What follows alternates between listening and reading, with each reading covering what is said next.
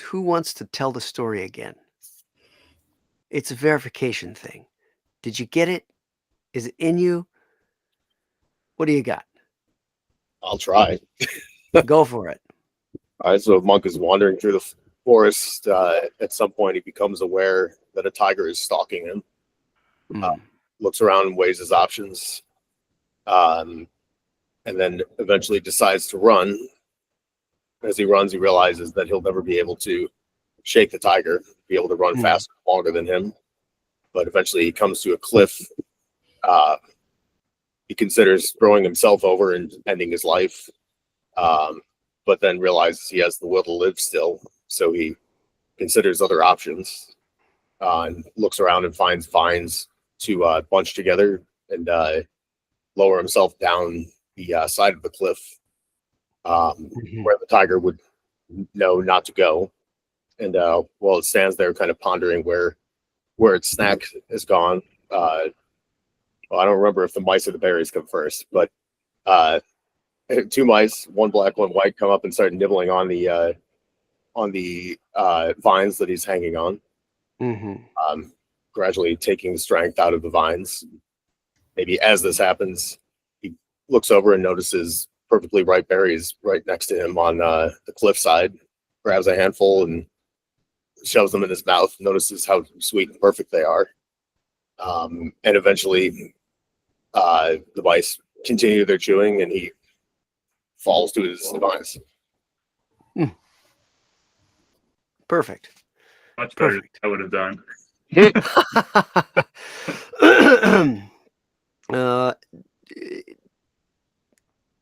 In the short term, my recommendation to you is, for example, when we hang up and you go about your day, at some other point, draw the story again in your brain.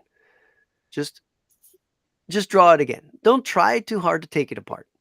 Don't sit in meditation and try to think about it, because thinking about it won't solve it. It's not really going to open to you by the power of your cognitive volition. Just tell yourself the story. So do the mice or the berries come first?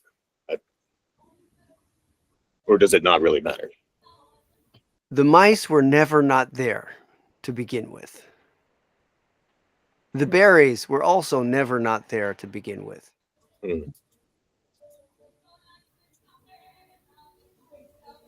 Neither came first, neither came after. Okay. I guess I mean in the storytelling, the telling of the story, there's no need for the order, is what I'm saying. Nope. Okay. Not at all. Because one thing that I thought about was the vines being just enough to hold him up, and the fact that like he ate those berries, being indulging in something sweet, was what led him to his demise. But that doesn't really make sense considering mice. Good observation. It doesn't. The berries don't inherently fatten the monk enough to weaken the vines. Okay. The berries are just the berries, in the sense of whatever they may represent. They were always there. The mice and the berries were there the whole time. To sort of step in a slightly other direction, something my master always said to me,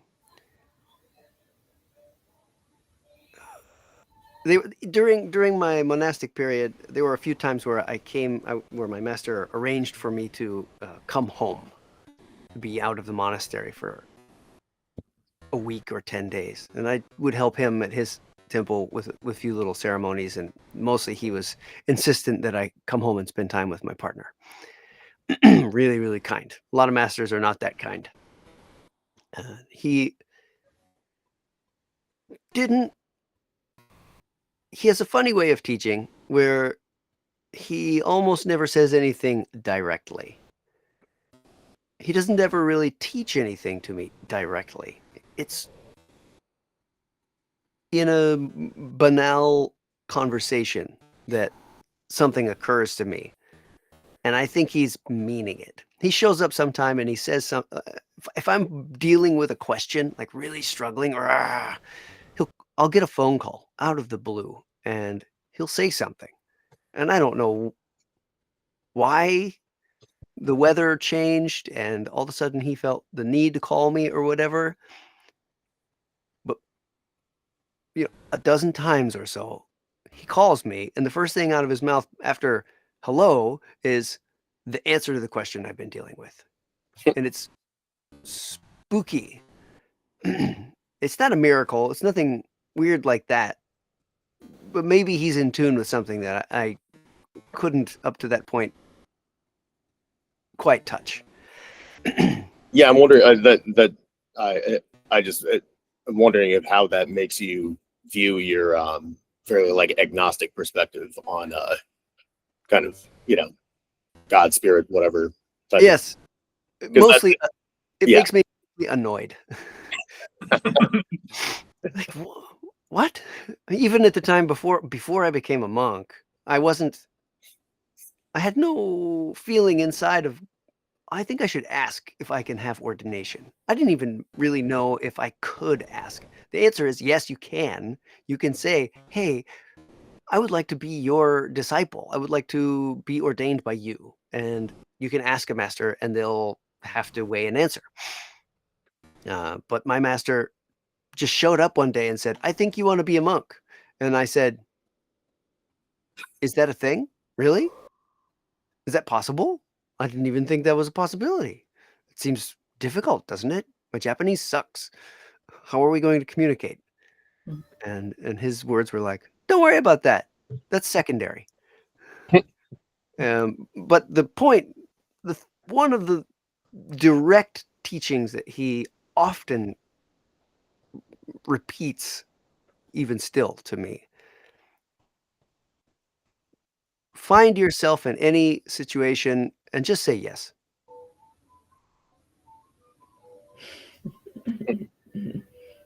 Whatever you're being asked to do that.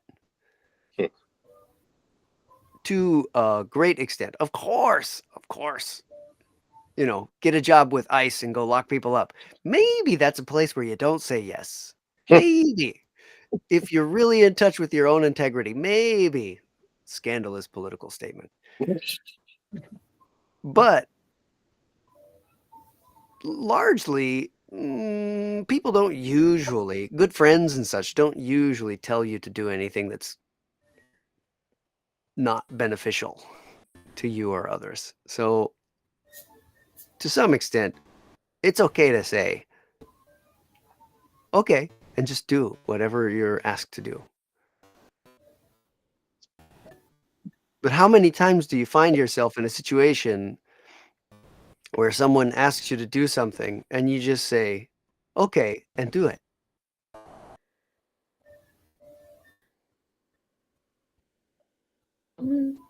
I definitely have a bad habit of just asking why or trying to get a reason for doing it. American. That's American. Probably most of the world doesn't do that culturally. So at least in the one way, they're free of that kind of trouble.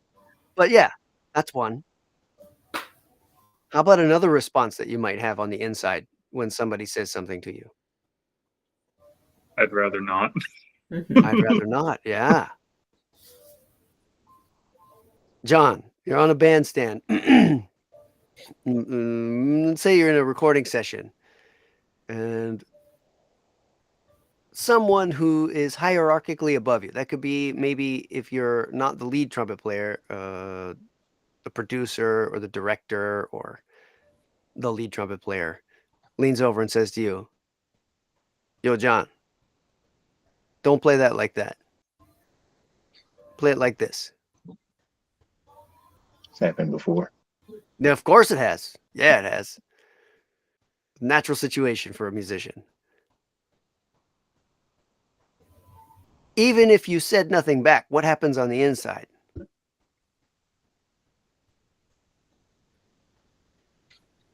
Maybe at first there's a bit of resistance, but then, hey, I'm here to do a job. You just get it done. Best you can. There's that. Hmm. You observe very, very accurately that first instance of resistance. Do you suppose that the greatest masters, I like to use musicians because musicians have this kind of thing too. Uh, how many of the really great masters had that kind of resistance? If you imagine Dizzy, not that he was going in a commercial recording session or anything like that, but in the sense that somebody brings in a piece of music and says, "Hey, Dizzy, he's going to do what he does, but you want to put his art in a certain context in a piece of music," and you ask Dizzy, "Hey, Dizzy, can you do this here? Can you add a little something to this spot?" Do you think Dizzy has resistance? Not in that case, maybe. Probably not. Yeah. So what is that? How could we borrow from well, I'm a monk, so whenever a senior monk tells me to do anything, it's in the job description. Hike and do it. And that's it. I fight against it sometimes though. Why am I doing this? I don't want to do this. Ooh, this job sucks. I gotta shovel poo? Really? I have a friend from Oregon who she spent a couple of years in a Zen monastery whose toilet system has not been updated since I don't know, since before Christopher Columbus sailed for the Portuguese. Good God. Yeah, that paints a beautiful picture, doesn't it? Mhm. And it works fine. They sorted out exactly how to make that work. On some schedule, the youngest, newest members of the community had to do the most humble work of scooping out the pits and then putting the contents into the sort of processing system, which ultimately becomes nutrition for the flowers that grow all around the monastery. Very beautiful gardens. You can't eat vegetables grown in it, but by golly, there's a lot of nutrition and flowers do great. And one time that I remember she told me about, in the morning, there's a kind of a lid on a hole, a kind of a benchy kind of a toilet thing. You open this, and then you do your business in there, and you got to put a handful of grass or hay, because it's probably rice stalk, like the grass part from rice, but you drop that in the hole on top of your stuff. And the reason is it creates the right composting balance in there, increases the temperature, keeps fly reproduction to a minimum. Those little tiny itty bitty sort of triangular looking poo flies, if you've ever seen those in your life. Toilet flies. On one occasion, a new monk did not understand the import of following the routine, and just once didn't put hay in. And she goes into the toilet kind of early in the morning, wake up and wash your face. Oh, I got to go pee. You go pee. She walks in, opens the thing, and it's just whoosh, big, like a river of poo flies come barreling out of the toilet. Oh no. Today is also my day to take care of this situation. Ugh. There could be anger about the person who didn't do the complete job, didn't execute the operation properly. There's also the resistance to the job.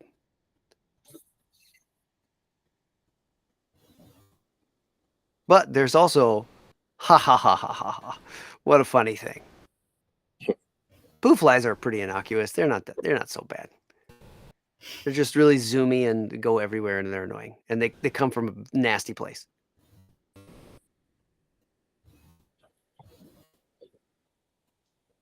What's the point of all this? Where do you think I'm going with? What's the moral of the story here? Excellent question. I've been Let's say- asking myself. Well, I was just going to say it's not worth being affected or going into anger for something that is out of your control. There's that, yeah. Embrace the resistance. Oh yeah, that's one productive response to the issue at hand. I don't want to give you too much.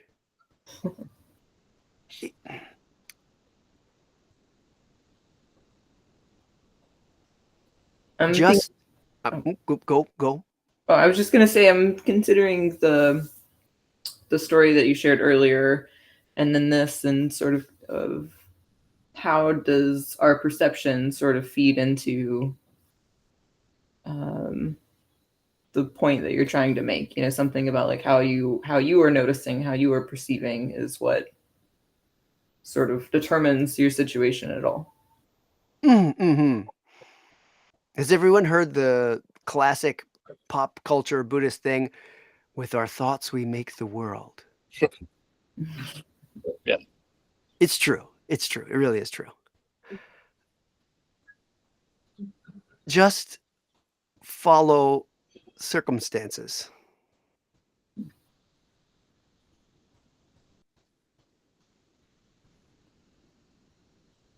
Just follow circumstances is the moral of the story.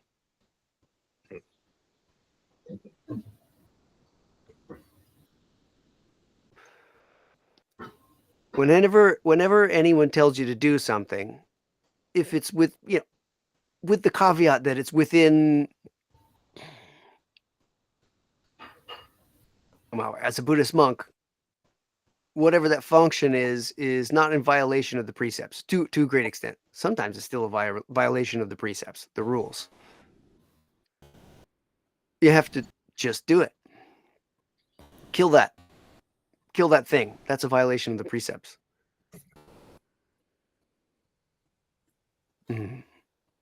So it raises a question. But sometimes it's the right thing to do. If you ask why, in a way, you could be giving yourself an anchor for resistance. It doesn't have to be an act of resistance, but it can easily become one. It's so much more difficult and so much more radical from the root to not have any speck of resistance to the circumstance at hand and just follow it. What do you do if you do have a resistance? Not just some resistance, but a lot of resistance. That's where you study. That's where you have the discipline to still the body. That's where Zazen comes alive in every living moment of your day or your life. Even when you have the resistance, when you pay attention enough to notice that you have the resistance, that's one.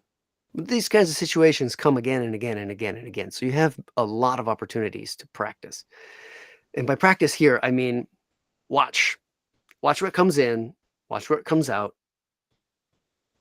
watch how it unfolds.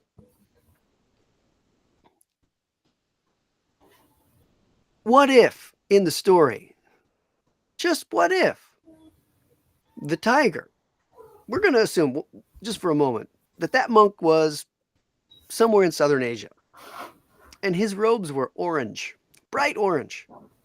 What if that tigers usually live alone, looked at that monk and said, one of me. I could really use a cuddle right now. Come here, let's cuddle. Come on. What are the chances that the monk could understand that? Nil, right? Yeah. Nil. We don't know. We assume. We put, based on our lived experience, generally, tiger's nature is to eat animals. Whatever runs away from it becomes its prey, if it's big enough and juicy enough.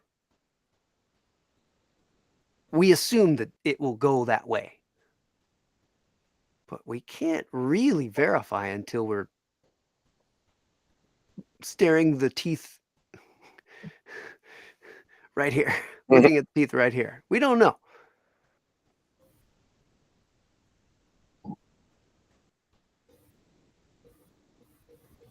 What is the tiger then? In the story, what is the tiger?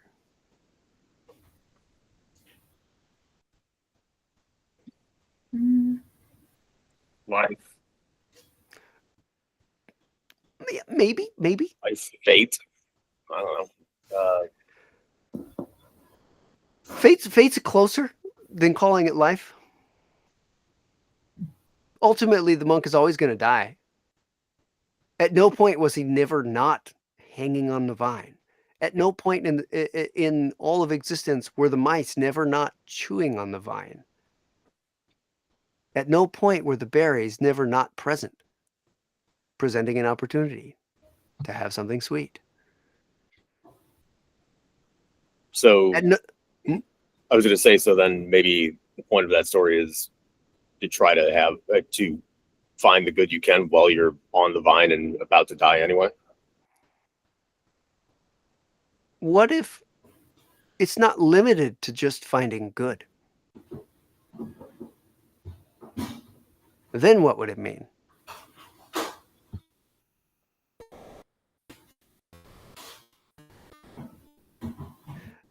I like watching this really shake all of you up. Is it the freedom to be exactly as you are, regardless of the circumstance, is like tasting the sweetness of the berries. And tasting the sweetness of the berries is equal in importance to Feeling the fear of dying. No resistance. Mm-hmm. Were the mice malicious? No. No. So what are they? What do they mean? Black and white is your hint.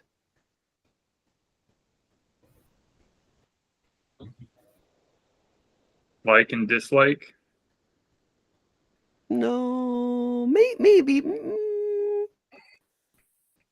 If at no point the monk was never not on the vine, and at no point the mice were never not chewing on the vine, removing the power of the vine to hold the monk.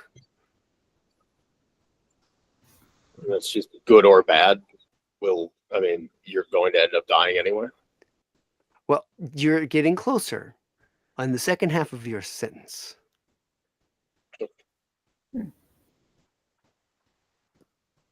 What always the mice were, what were they doing? Not just what was the chewing doing to the eventual outcome for the monk? Bringing him closer to death. Yeah. What does that? all of life's experience, whether good or bad, bring you closer to death? Simpler. Simpler. You're gonna die. You're going to die. But what ultimately, what's the thing? The driving force which comes ever closer? Time. Time. The mice are time. Hmm. Why are they black and white?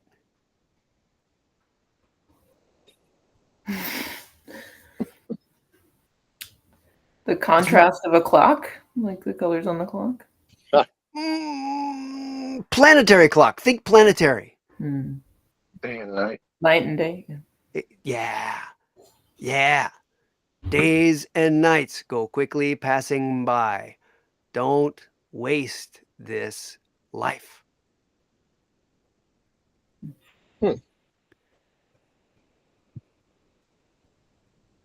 That's from Yeah. your robe chant, right? Close. The robe chant is wrapping ourselves in Buddha's teaching, we free all living beings. Hmm. Little different, but maybe last week I said something about in the monastery, when a new monk enters a monastery, there's a big wooden sounding board outside. And the monks have to we're in travel gear. We take off our travel gear and we bow, and then we take the hammer, the big wooden mallet, and we strike this board, and it goes mook, mook, mook.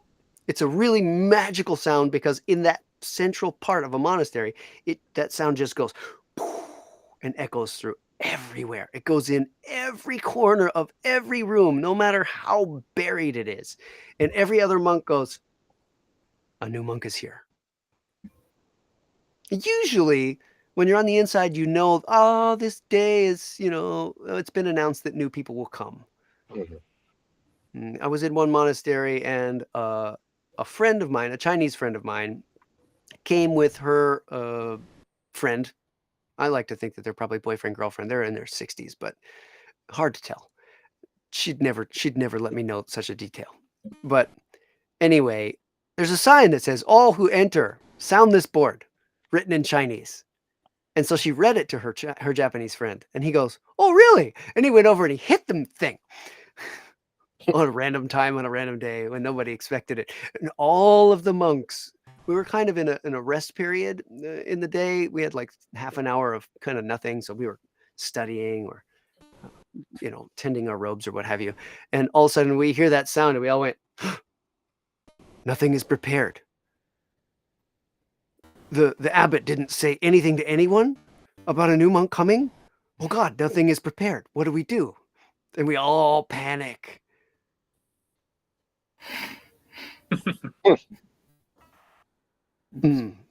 But yeah, that on that board, this is all to say, on the board written in Chinese is great is the matter of birth and death. Days and nights go quickly passing by. Don't waste this life. It's a call to sit and perfecting wisdom through sitting still gives us the opportunity to not get hung up. From time to time, we experience a strong emotional response to something that's alive in our life. Fall in love. You can't see anything but flowers. You're just over the moon. You can't think, you can't do anything. You can't breathe. You can't eat. All you can do is move toward that person. Oh, and what a magical thing it is. And what a terrible destruction on your equanimity. Well, on the other side is you got fired. You got fired maybe by an asshole. And you're really just wrecked by this. You go home, you tell your roommates, you tell your friends, you call your cousin. Oh my God, I can't believe this. What am I going to do? This sucks. Oh my God, how am I going to pay rent next month? I'm good this month. I got paid, but God, next month is so terrifying.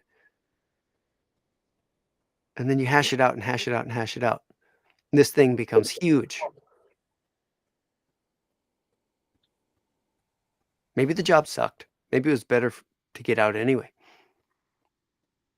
Hmm. Just follow circumstances. Oop, I got fired. Better find a job. Hop on the web. I mean, how many of you have been in that situation where you're applying for jobs? There's this magic thing that I noticed in my experience where if I didn't prepare my heart for the application letter or the interview questions, the conversation, if I was still holding bitterness about the last thing that I was coming out of or that I was fired from, it would taint the way I would present myself to the next job. And I wouldn't get it. I'm pretty sure that was always why I didn't get those jobs. But when I approached it bright and empty, most of the time a job offer was there. When I had no skin in the game, everything was available. Yeah.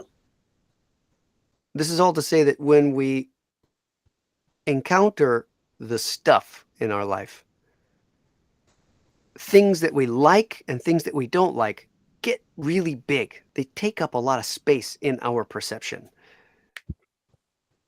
Obviously, they occupy rent-free. That's a buzzword these days, right? I'm living rent-free in so-and-so's head. And that living rent-free in your headspace is taking up more spatial value or emotional value than the truth of our context actually is. When you're in high school and the hormones are first starting to rage before you have developed a kind of decidedly sexual identity, and you see someone that you have a crush on, someone that you're like, I think I would like to kiss this particular human. They take up a huge amount of your vision. It's like falling in love, but a little bit different. You walk down the hall in school, and if they're just there, one little tiny dot way over there in the corner down the hall, that's the only thing you can see.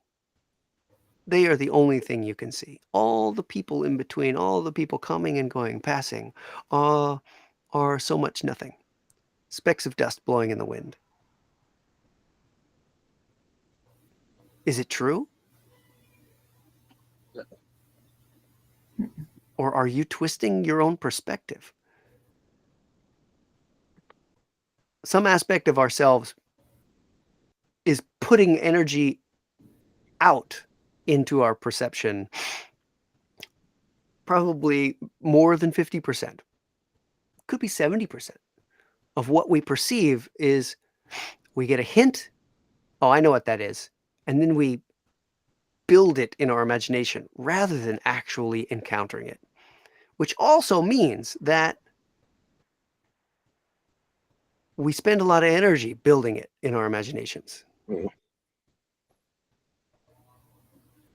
But if we understand, if we study that this is happening kind of naturally, the function of imagination, after all, the function of self-preservation, the importance of self-preservation is also in that tendency, that nature that we have. But when we understand and study it by sitting still, watching how thoughts come and go, seeing beyond thought is seeing things just as they are in their context.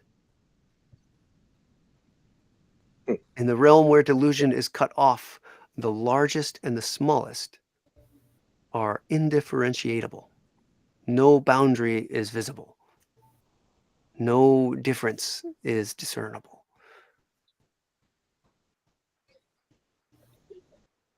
when we practice stillness, not being moved by whatever's on the outside, nor what's happening on the inside, then we can get closer to a more honest perception of what's in front of us. We can also get better at, right now it's time for running away from the tiger. Now, I am no longer in danger from the tiger. Basically, oh, look, a berry. I can fully arrive at whatever situation without the leftover of the previous or being concerned about the next. Just here, just now. Hmm.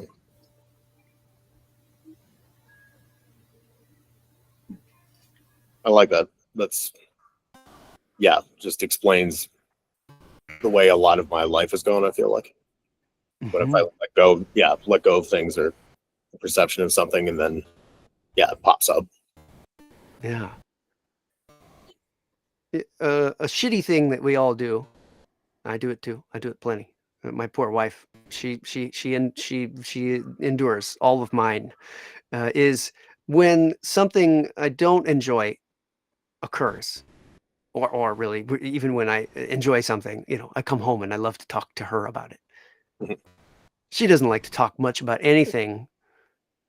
That's just how she is. So she gets tired. She gets tired of me. Sometimes more easily than I would like, but she is also my circumstance, and so I practice accepting her just as she is.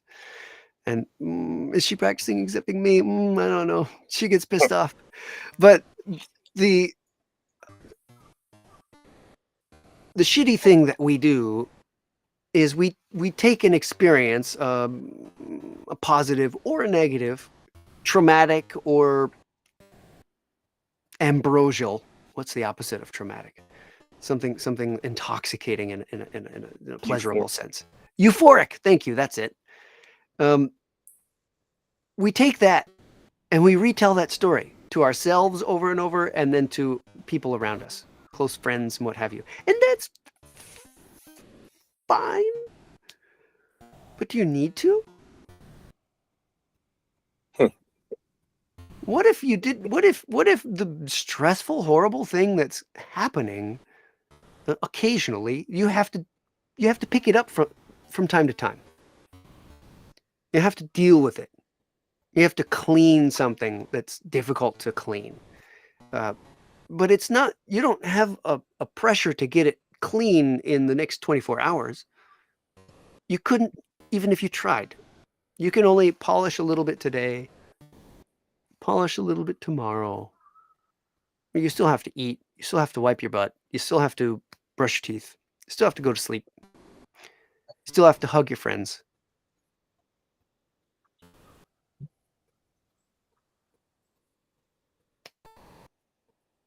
You know what I mean? You lose, for an artist, you lose your job, your commission, your gig. You still got to pick up the brush and do some painting. You still have to pick up your horn and play some long tones. You still have to run the vacuum in your apartment. You still have to feed your cat. You know what I mean? Yeah. If you practice stillness, then what happens is, one of the things that happens is, you get better at, I'm doing this now, and just do that. And then no trace of whatever the trouble was there before is left. From moment to moment, you don't leave anything behind, and nothing from that moment is left behind. But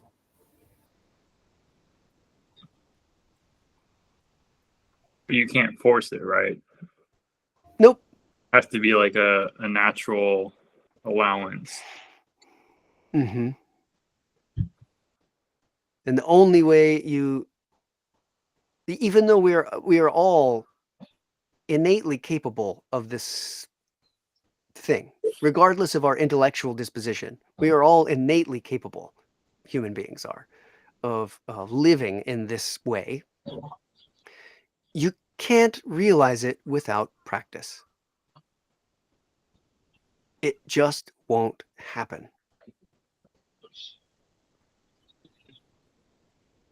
The practice, now I say that, and the practice can happen in people who have no association with Buddhism or Zen or meditation or anything like that. Wise, wholeheartedly living people are doing the practice. They just don't have a name for it. It looks exactly the same. The function of their mind is exactly the same. Not trying to gain anything, just doing it to do it. So imagine, that grandma that you have heard about or met, who just hangs out on the porch sipping some sweet tea, and she's just swinging back and forth for hours a day. Nothing ever really throws her off. House burned down. Oh, well, time to get a new house. Guess I'm going to live with my sister for a little while. Not really suffering the loss beyond, oh, wow, lost all my pictures. Darn. Get on with it. That person is already doing the practice. It's rare. No mistake, but it's there. It exists.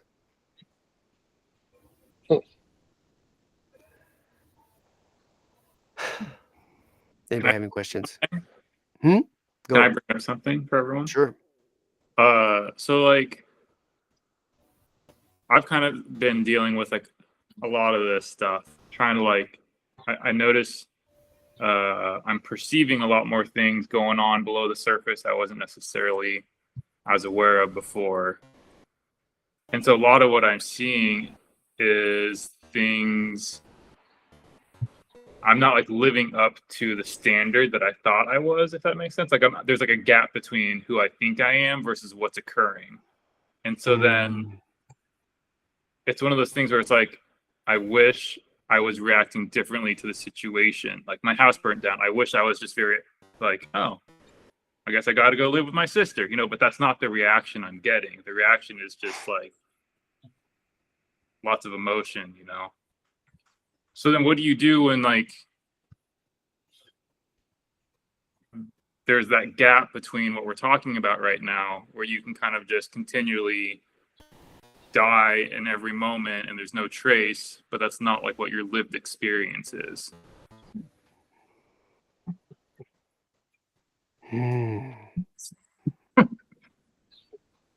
Let me put that in another simpler, Sure. way simpler place. It's time for Zazen.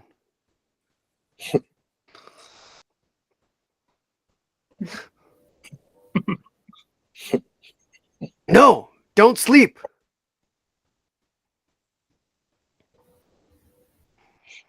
I am not who I want to be. I'm not who I think I am. Zazen is if I'm doing Zazen, I should be awake.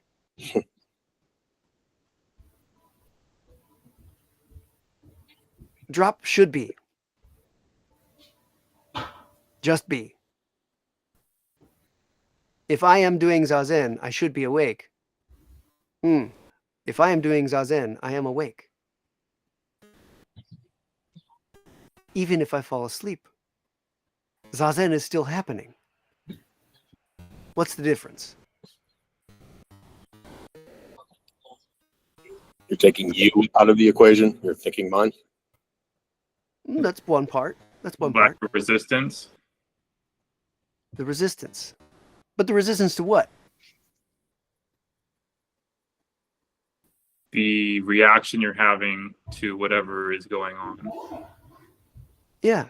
It's not the sleeping itself, it's the idea that you shouldn't be sleeping. That's the resistance. That's right. that also contains once again the answer to Connor's repeated question, which is a great question, and I appreciate you asking it so many times. You can ask it 100 more times. It's great. So if we do this, what do we get? What are we working toward? Nothing. Just sit. Get the body out. In Japanese, Master Dogen, the founder of Soto Zen, the school of Buddhism that I'm a monk in, he says this great phrase. It sounds really cool in Japanese. Shin jin datsu raku. And it means dropping away body and mind.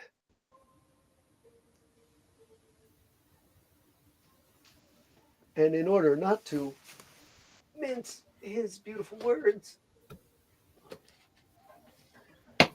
I'm gonna leave you with one last thing, a little quote from a piece called Genjo Koan by Master Dogen, which really kind of hits the nail on the head as much as Dogen can hit the nail on the head. To learn the Buddha's truth is to learn ourselves. But I'm going to change that. To orient ourselves to stillness and silence is to learn ourselves. To learn ourselves is to forget ourselves. To forget ourselves is to be experienced by the myriad things. To be experienced by the myriad things is to let our own body and mind and the body and mind of the external world fall away. There is a state in which the traces of realization are forgotten, and it manifests the traces of forgotten realization for a long, long time. Study the self, forget the self. Forget the self. Body and mind drop away. Body and mind of this and that. And from there, no trace remains.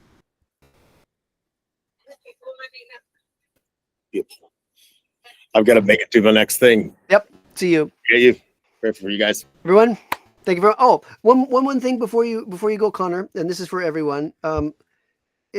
Please, if I've done my best to make an invitation to people I thought were maybe inclined or curious or might enjoy this kind of exploration, and I think it makes sense to let it become more open.